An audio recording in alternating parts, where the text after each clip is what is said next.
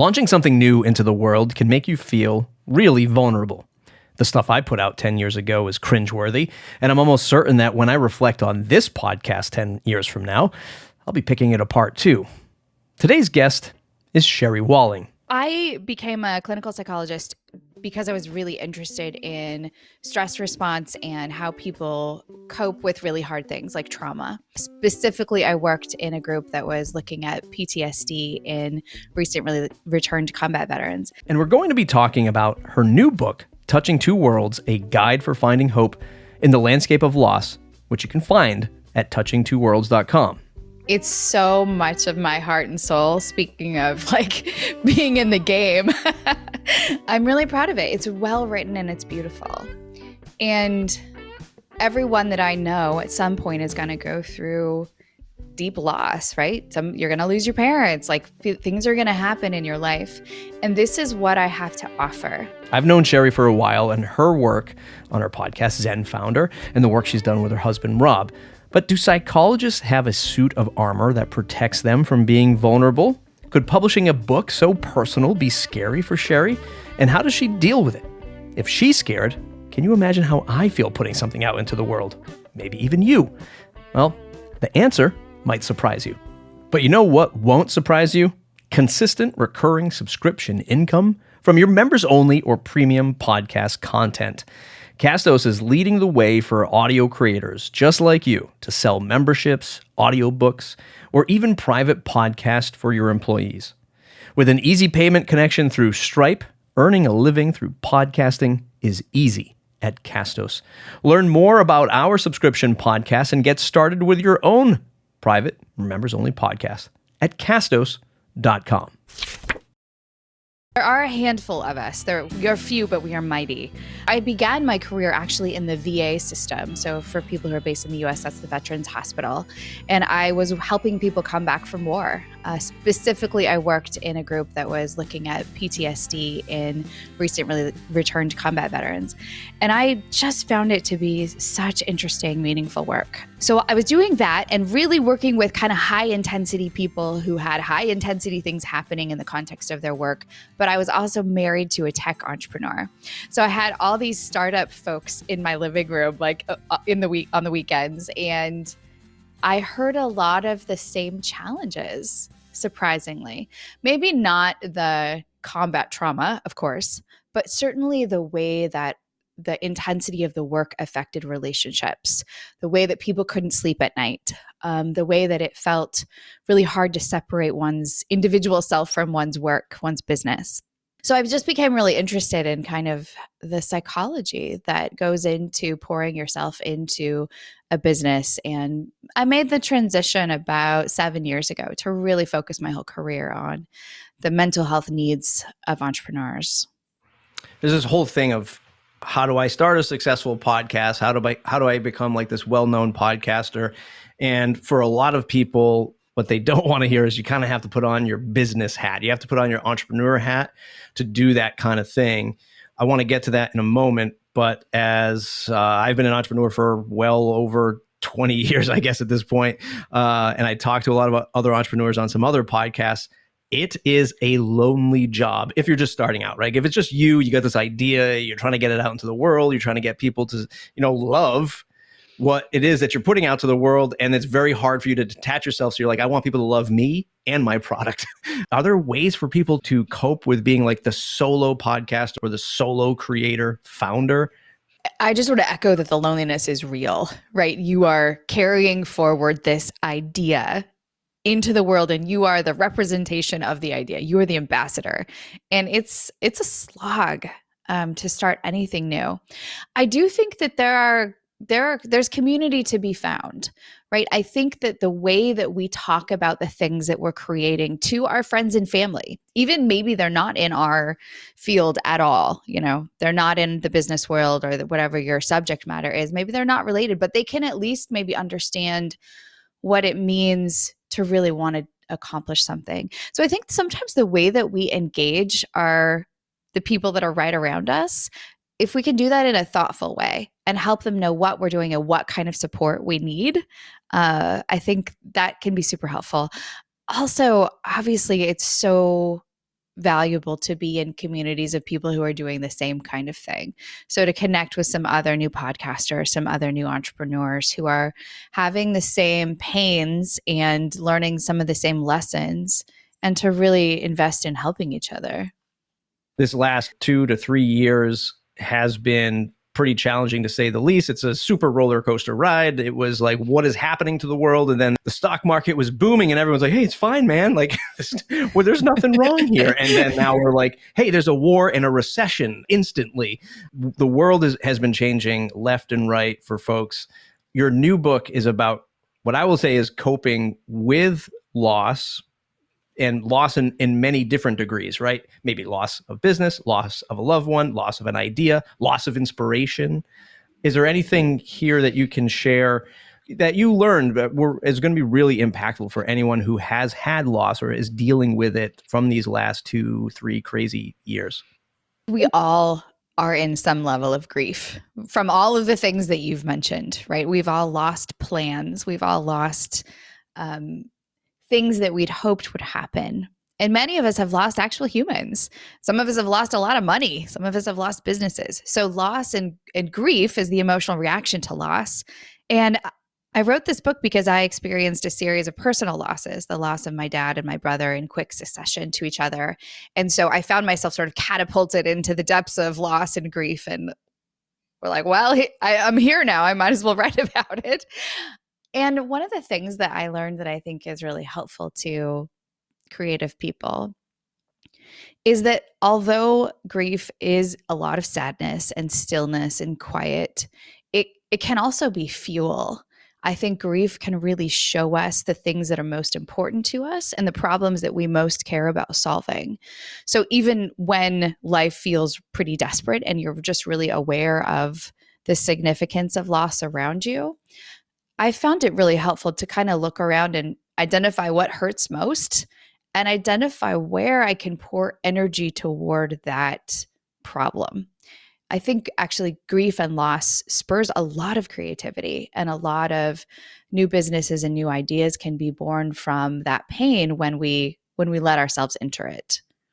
And I don't want to distill this down to something of like a fictional superhero, but like, do you think that this is a psychologist's superpower to be able to realize the moment they're in, and maybe like yourself to realize like what they're living through right now and be able to illustrate that quite literally in a book or a talk or a podcast?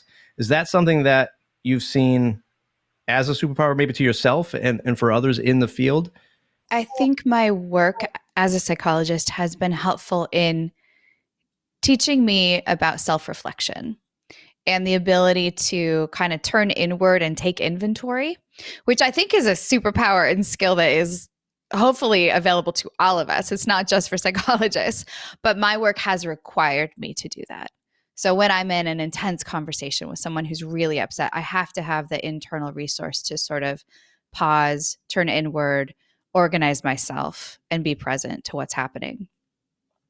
Self-reflection is a superpower, the ability to really dial in and understand what's happening internally, that I think, again, all creatives and entrepreneurs have a lot to gain from honing that skill. This is something that affects people at varying inflection points. It could be, oh, my podcast only got 100 downloads, or my business only made $10,000 this month, or I didn't get the 1 million followers that I wanted on Instagram. And it's these moments that can really drag somebody down. Whenever I'm trying to create something new, I have to put myself into the mode of this is just a game. I'm playing a game. I'm on the field. I know that shit's going to happen that I can't control, and it's going to make me better, faster, whatever, in the context of whatever it is that I'm putting out there. And that's my way of just blocking out and not getting stuck on that one thing that can like really drag somebody down. I hear that as you separating yourself from your business too. Right. Yeah. If it's a game, it's a thing you do, it's a, thing you play in. At some point the game is over and you walk off the field, you take off the uniform, you take a shower, you transition back to the other part of your life, which I think is a really helpful practice. Being an entrepreneur, running a business or running a podcast and creating something, like the podcast is not you, the business is not you. just like so many things. Like the biggest thing for me when I was running businesses is when I would lose employees. They'd leave. I'd be like, I thought you wanted to change the world with me.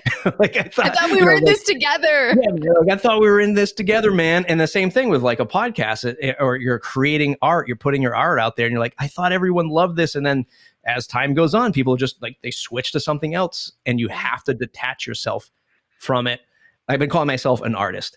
Laughable, hilarious, foolish, right? Like I call myself an artist for putting out audio, but it's my way of coping with thinking of myself as a real artist when the real artist hates her work and she spends years painting on this canvas and then she just burns it down and says, I'm just going to restart. And like, that's in my mind, that's what a real artist does. So I'm like, that's the way I'm going to do it too, man. Like, I'm just going to throw this away. If it's terrible, I don't even care. Like y'all going to like it or not. Right. And I just like walk away from it. So that's like the mode I put myself. You can't take it too seriously. Right. Which is it's an oxymoron, right? Because you pour so much of yourself into it. You spend hours working on that canvas or hours creating a podcast, hours doing something, and it matters to you in the moment. And then you have to be willing to walk away if you have to. As we turn to evaluating the process for developing Sherry's book, I want you to replace book with podcast. Then I'll challenge you, if you're willing, to think of your podcast or your audio as art. How does this art make you feel to create it, to publish it, to have it shared, or to have it criticized? So I started writing.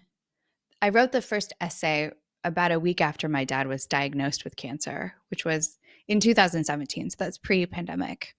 And I started writing really as my own journal, got to be honest. Like I didn't have intention of writing a book. There wasn't some grand business scheme for how this book fits into my platform or any of that. I just couldn't believe what was happening really to my life, to be honest, and to these people that I loved. And so writing was the thing that kind of anchored me to what was happening.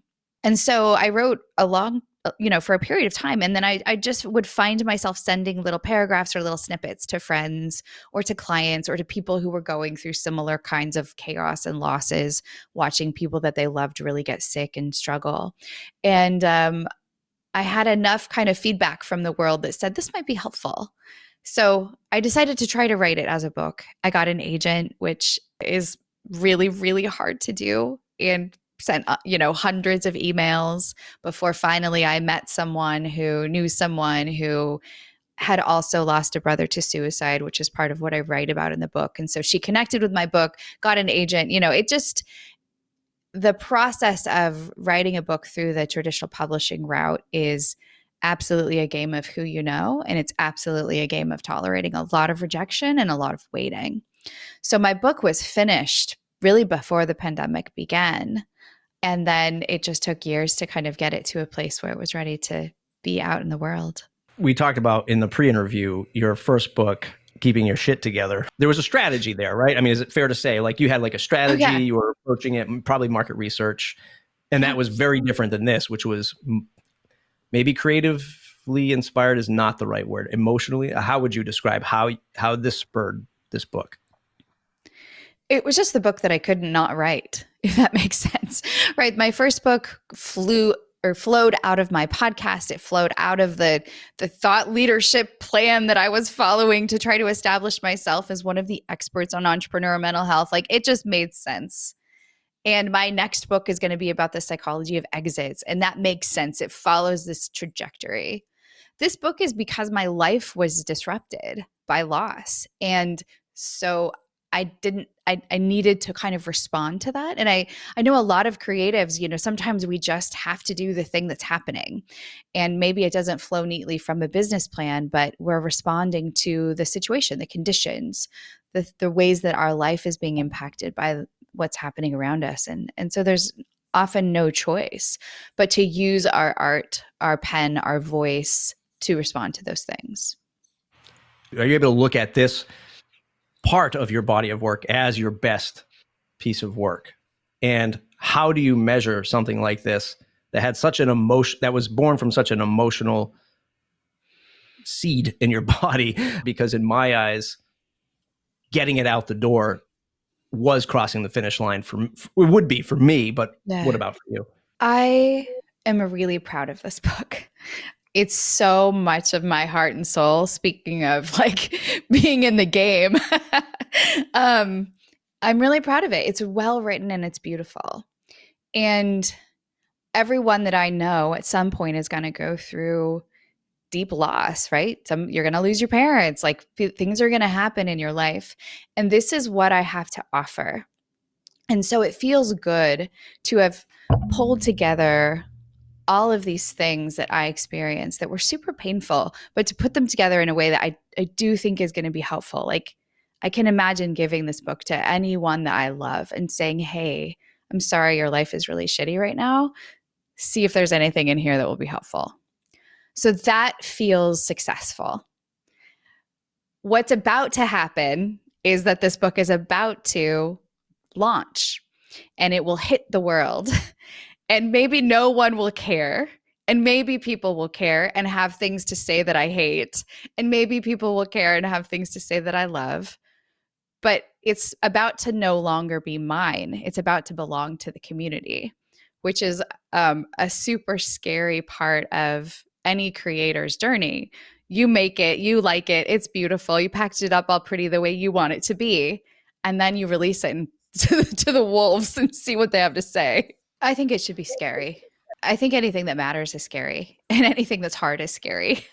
My first book was scary when I wrote it. I'm not scared of it now because I know what happened. I know the end of the story, right? I know people are like, "Oh, this is helpful. You're smart.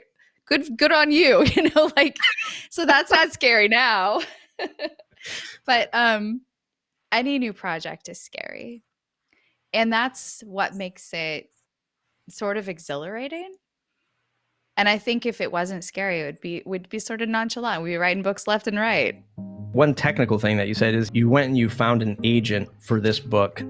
What's the difference here? Why go get an agent for this book versus self-publishing might be the right phrase, where maybe you're just pushing it out through your own like social media channels, etc. Yeah, so I published the two books very differently. The first book I self-published, and I did that because I'd already been working in the entrepreneurial space for several years. I already had a podcast, I had a lot of connections, and I felt like I had pretty good access to that audience. I either knew the people I needed to know to get the book launched and birthed into the world in a way that it would get in front of the eyes that I wanted to see it. This book, the new book, Touching Two Worlds, is for a general audience. It's not necessarily for entrepreneurs or creatives, although I think there's a lot to be gained for that community, but it's kind of for humans at large. And I didn't feel that I had the reach or the connections into the sort of general population that I would need in order to get the book where I wanted it to be. It's also it's sort of a giftable book. Like it's a book that I really wanted to be beautifully packaged, that I imagined being in bookstores. When I self-published my book, it basically lives on Amazon, which is totally fine for what it is. But I think this book, again, just had a different feel. So I wanted to try to go the traditional publication route. It's absolutely not the only way to do it. I think both have their merits, and it depends on the work that you're trying to do and who you're trying to reach. Let's just talk about promotional side of it. What other avenues of promotion do you take? Or is it all like, hey, I have this agent, he or she is going to go out and go, she's going to do the whole thing. What does it look like for you? So publishing through a traditional publisher as a new author is a little like being a freshman in high school. Like there's just a lot of like awkwardness and like unknowns. Also, you have to kind of prove to the publisher that you're really worthy of their resources, to be honest. So I'm a freshman. Like they're going to judge me based on how this book does, but unfortunately not necessarily through the full range of resources behind it. So a lot of the promotion for this book is still on me to hustle. So that means lots of podcasts, lots of reaching out to friends and family and everyone I know, lots of pounding the pavement, just like any other entrepreneurial endeavor. A few things that I've done for promotion that have been really different or interesting. One is I created a whole circus show around the subject of the book and invited everyone that I know. And it was it's an interesting idea to make a circus about grief. It was a project that we did in partnership with NAMI, which is the National Alliance for Mental Illness. So that received a lot of press, or some press, because it was an interesting idea. And everybody who bought a ticket to the show also bought a book. So sold some books in the context of also hosting this show. But it is still up to me to really push this work forward. And I think that's always true. Nobody can do it for you. Nobody knows the people. Nobody can make people care about your project like you can. So even though it's nice to have an advance, like a chunk of money to play with, that's one of the benefits of working with a traditional publisher. And it's nice to have the prestige of a well-known publishing house. I can say, hey, my book was published with Sounds True, and people who know and care know that that's a big deal. So that's helpful, but it's still on me. It's still on me to get it out there. Can you expand on the circus stuff? I know you do stuff in the air on that thing and you spin around. That's as far as I know. Yeah, so I trained to be a yoga teacher. I've integrated yoga into psychology for many, many years. But I moved from California to Minneapolis. I needed an indoor activity. I found myself accidentally in an aerial yoga class, which is where there's fabric suspended from the ceiling, which helps you stretch deeper, be upside down, all kinds of things. And I learned that where I now live in Minneapolis, there's a really rich, deep community of circus artists because there's a circus training school here. And a lot of kids go to camp there. And so sometimes they grow up and they want to continue doing circus. So I got sort of interested in this right around the time that my dad and that my brother were dying. So I really needed some kind of activity that helped me to take my mind off of that stuff, those painful experiences. And circus is perfect because it's really an interesting combination. It's like sort of gymnastics. There's a lot of physicality to it. It's very demanding on your body. It's very athletic, but it's also really expressionate. It's really beautiful. You can tell stories through the medium, sort of like modern dance. And so I really just did a deep dive, really starting at like age 40. So most people aren't in their 40s when they start circus, but I really love it. And it's become a really important part of my work and understanding of how to cope with loss is by having something that you love and by getting in your body and being part of movement. So it felt really natural to me to launch this book with a circus show because it's been so much part of my experience. How long does it take to build up the confidence and or the muscle strength to climb to the ceiling, climb to the highest part, or however you do it? Because I'm sure in the early days, like you said, when I launched this book with a real PR firm, I'm sort of like a freshman in this space. How long does it take to like learn and get good at circus and not be scared out of your mind to be hanging from the ceiling?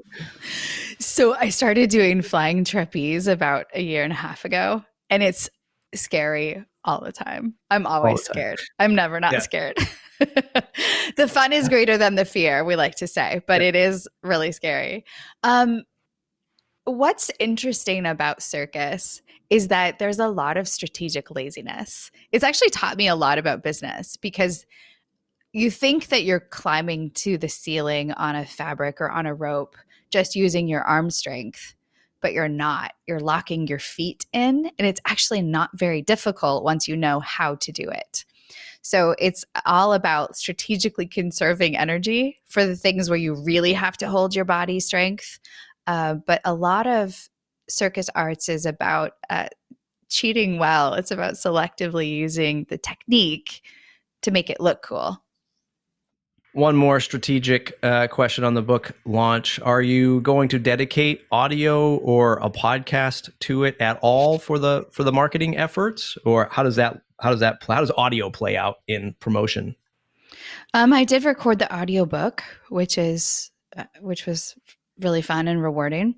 I did it in a formal studio, again, as opposed to my first book where I did it at home by myself with my mic and my equipment. But being in the studio was quite interesting because the sound editor his job is to make sure that I read the book accurately. but it's my book, and I was sort of reading it in my voice, and I would change words around and add little anecdotes, and I was just making him crazy because he's like, look, you have to just read the book. Stop going off script. Anyway, he was very good. It was a very good experience. How long does something like that take? It took about 15 hours. Slow at first, and then it kind of got a groove. Yeah. And I've been talking about some of these experiences as well as the book on my own podcast as they've been happening. So my podcast focuses on entrepreneurship and mental health. It's called Zen Founder. But again, because of the demands of what I was responding to in the midst of these losses, I've been talking about it here and there over the course of the years. So people who've been listening for a long time are kind of up to date on the story and on the book process. The book launches July 26th, right around the time that this episode is published. Actually, it might be the same week, in fact. Where can folks go to get the book? Yeah, it is available at all major retailers, Amazon, Barnes & Noble, your independent bookstore up the street. Any of those places should have it. The audiobook, of course, is widely available as well. And if you want to know more about the book or the story behind the book or see some pictures from the circus, you can go to touchingtwoworlds.com. Hey there, listener. It's Matt. Before you go, I want to offer you, the aspiring podcaster, 2 special items. Number 1, if you haven't started a podcast yet, or you want to find a better podcast hosting company, start here at Castos. Use our coupon code AUDIENCE20, that's AUDIENCE20, when you sign up for a new account at castos.com. Start a podcast like the one you just heard, or about gluten-free muffins, whatever it is, will help you get your podcast out into the world. Number 2, did you know that our academy is free? Enroll today for free at academy.castos.com. Get access to our courses, videos, and templates, all for free. Thanks for listening to the Audience Podcast today. We hope we're helping you become a better podcaster. All that's left for you to do is share this episode on social media. Bye for now.